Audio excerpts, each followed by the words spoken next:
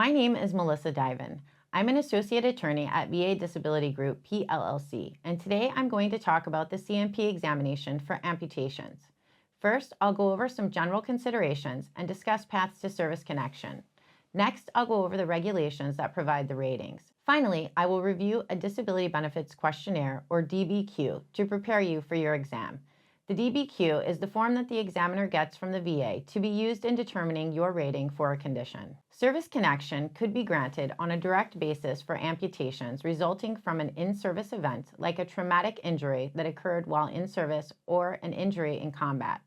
Service connection may also be granted on a secondary basis if it is related to an already service-connected condition, like diabetes. It is important to note that if you are service-connected for an amputation, heart conditions must also be granted service connection. Amputations can also lead to a number of complications that may be eligible for secondary service connection and a separate rating. Some common complications include infections, cardiovascular conditions or chest pain, blood clots or stroke, and depression, anxiety, or other mental health conditions. The VA rates amputations in accordance with 38 CFR Section 4.17a Schedule of Ratings for the Musculoskeletal System, under diagnostic codes 5120 through 5125 for upper extremities and 5160 through 5173 for lower extremities.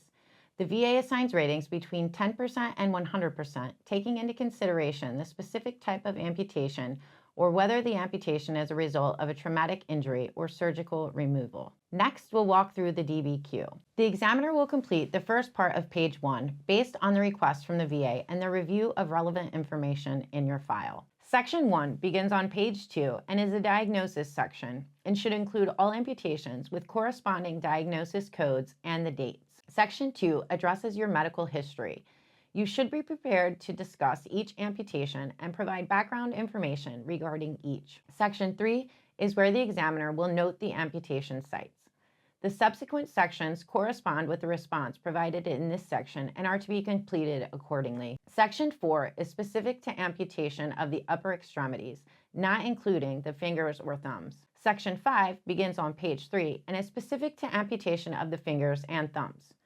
Section 6 is specific to the amputation of lower extremities, not including the toes. Section 7 begins on page 4 and is specific to the amputation of the toes. Section 8 is included to note any other pertinent findings, complications, conditions, signs, symptoms, and scars related to the conditions in the diagnosis section. If the examiner notes scars or disfigurement of the skin related to any condition or treatment for any condition, then the appropriate dermatological DBQ should also be completed. Section 9 addresses any assistive devices that you may use and the frequency of use.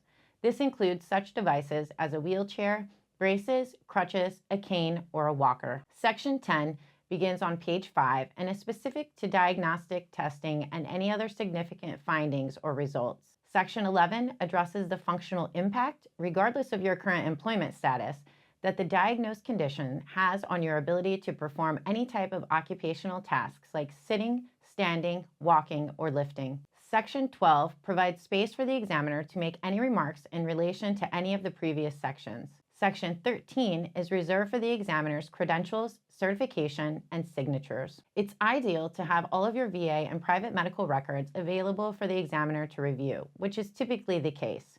If any of your medical records are unavailable, be sure to have detailed notes with you that you can share information with the physician during your exam. It is important to note that you may be eligible for special monthly compensation either in addition to or instead of the standard compensation for amputations if you suffered an amputation as a result of your military service. That concludes this video. If you would like more information, just click on the links provided below. And don't forget to like and subscribe to our page for more content, resources, and information about your VA disability benefits.